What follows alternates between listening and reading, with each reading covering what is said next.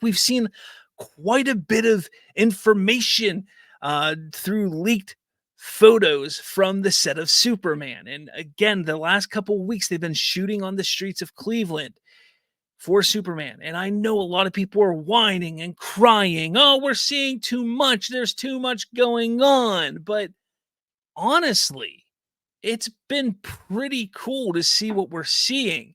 James Gunn himself said, look, I would never shoot some big spoiler in broad daylight in the streets. Like, I would never do that. So we know a lot of what's going on in the streets is pretty insignificant to the major plot points of the film. I'm not a fan of everybody taking all these shots and spoiling films. I get that. I mean, don't get me wrong. I like spoilers. I do, but I don't like it getting out there for other people because other people don't like that. I get it. But this here, we've now seen Isabel Merced, Hawk Girl. We've seen Evie, I can't remember his name, as Mr. Fantastic. Ethy McGiddy, I can't remember his name. Obviously, Corn Sweat is Superman.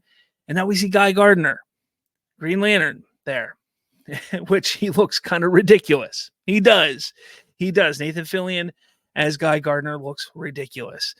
And everybody wants to sit there and say, look, this looks better on TV budget and stuff like that.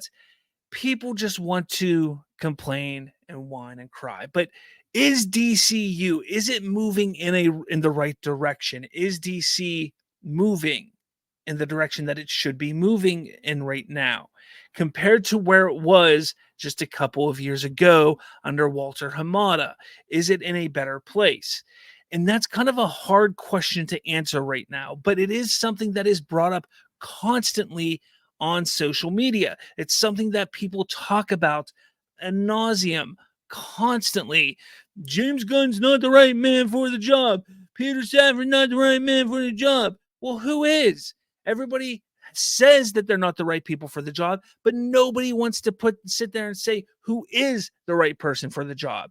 Sure, you have the Snyder boys, the Snyder cult, who want to sit there and say it's Zack Snyder, but let's be honest.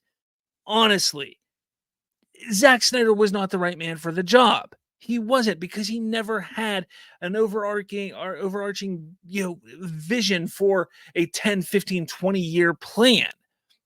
Kevin Feige in Marvel didn't have an overarching plan for 10, 15, 20 years. No producer would have that. And I'm not saying James Gunn is the right man for the job for 10, 15, 20 years. But we take a look at what Zack Snyder was doing. He had a very secluded 5-film arc that he wanted to complete. That was his vision. He then had some ideas for some films to fill in around those 5-film arcs, and he kind of passed it off to Patty Jenkins, to James Wan, to David Ayer, and sure, that could have built out the universe a bit more. But that wasn't really a connected universe like we are going to see here.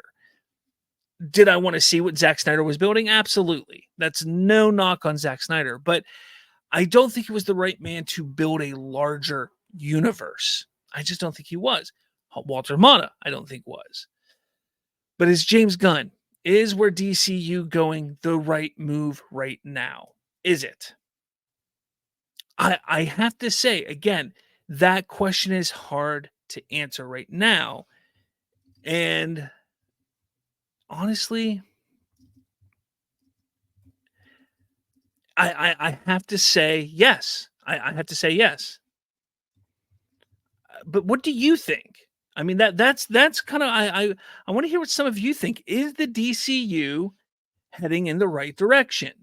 Like, that's what I want to know. Like, let me know in the comments. Like, is the DCU heading in the right direction? Because I think with James Gunn at the helm right now, with where things are going, Superman looks good so far. What we've seen, people want to rag on the behind the scenes for leaked images. Look, it's behind the scenes. The VFX aren't complete. We don't know the context of what's going on. We don't know, these suits that we see Nathan Fillion wearing, Isabel Merced, how Mr. Fantastic looks. We don't understand. Look, they all have Maxwell Lord logos on them. There's something fishy going on there. So perhaps we don't have the full story and have a complete understanding. So let's see the movie. Let's grasp and get a better understanding of it. So that's one thing. Let's get that understanding. But as we move forward, as things start to make sense, once we see the movie, I think we're all going to be impressed with what we see. James Gunn is a very talented filmmaker. Is this going to be the best Superman movie ever?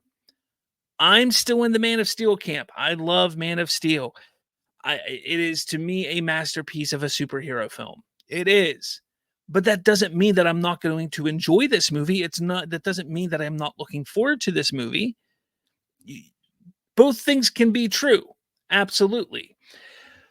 But again, I think that this film here isn't only going to set the tone for the DCU, but I think it's going to show everybody that this is a different DCU than what the DCEU was. It's a different direction than we've seen before, and that it's different than what Marvel has been.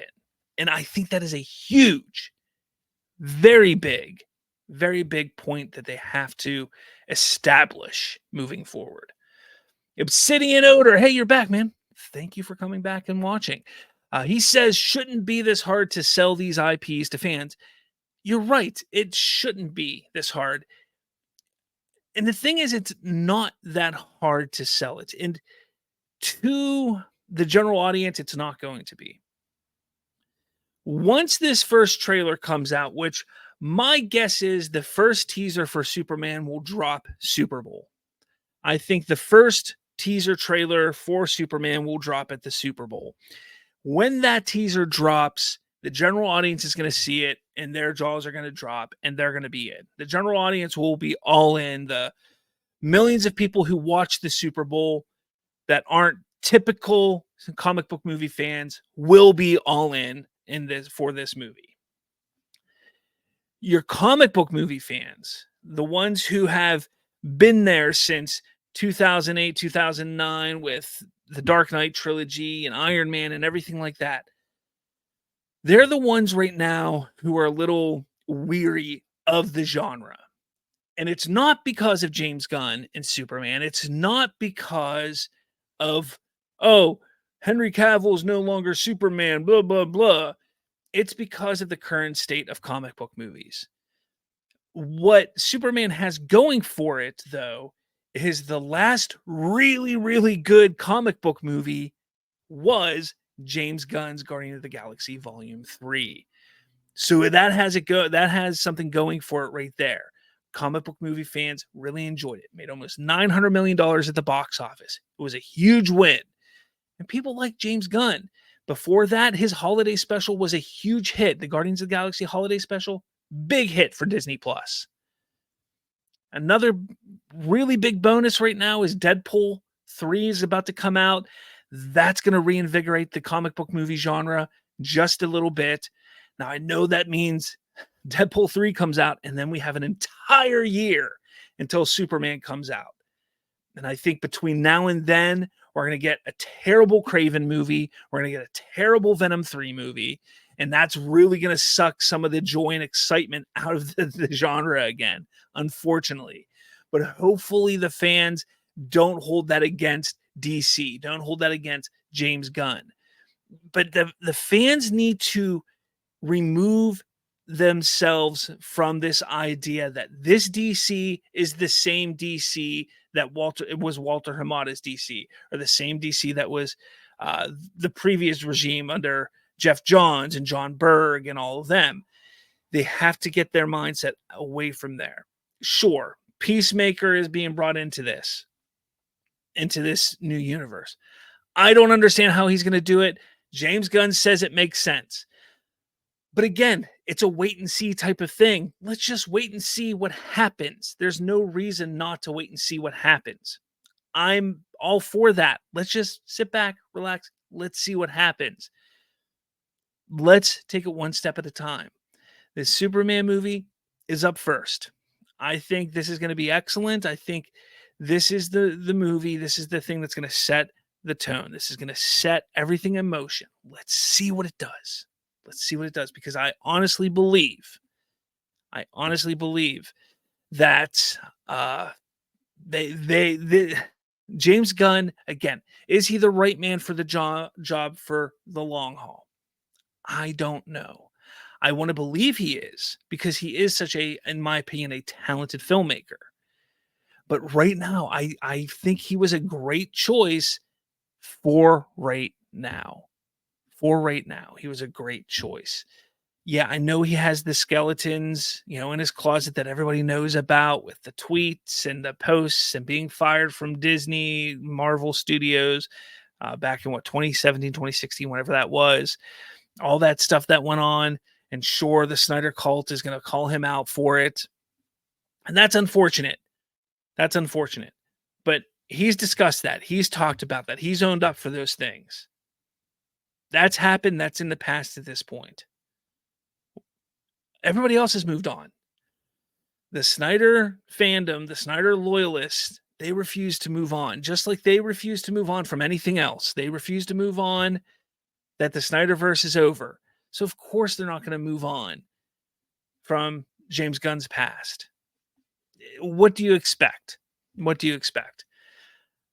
I just think that this is really the way to move forward, which kind of, builds to what is DC going to do at this point? Because there's still a little bit of confusion going on. You have the Batman Part 2 in development still. You have Joker, Dave Coulier, or whatever it's called, coming out in, the end of this year as well.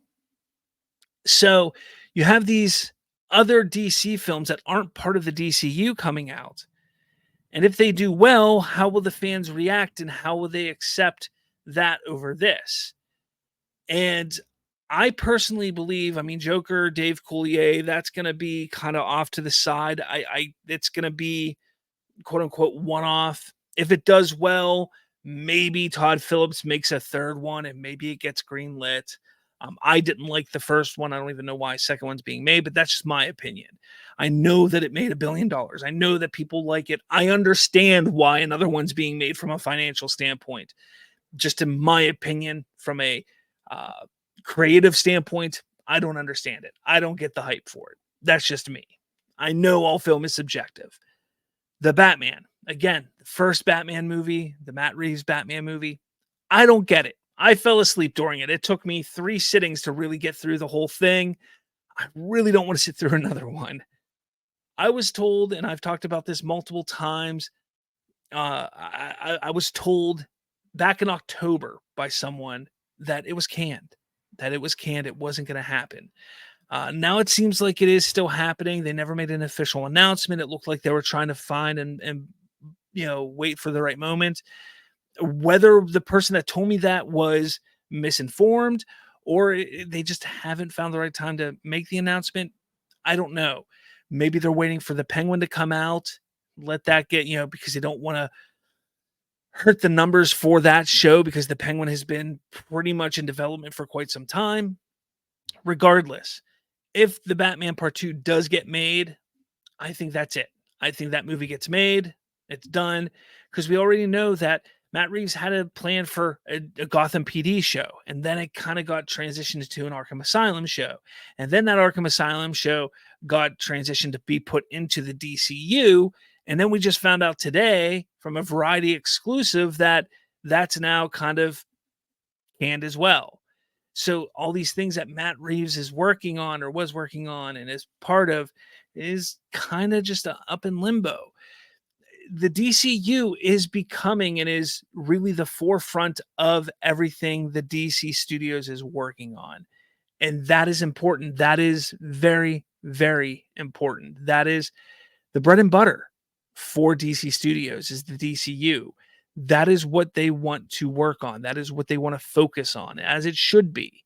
It shouldn't be Batman Part 2, another Joker movie. It shouldn't be these Elseworld films. At least not right now. It shouldn't be Zack Snyder's Snyderverse. They need to focus on one continuity. Get that started. Get it built up. Get it working. And I think Superman's going to be great. And I think it's going to be the right move. But what do you all think? That's what I want to know. What do you all think? Let me know in the comments. I want to know what you all think. Let me know in the comments if you think, is DC heading in the right direction?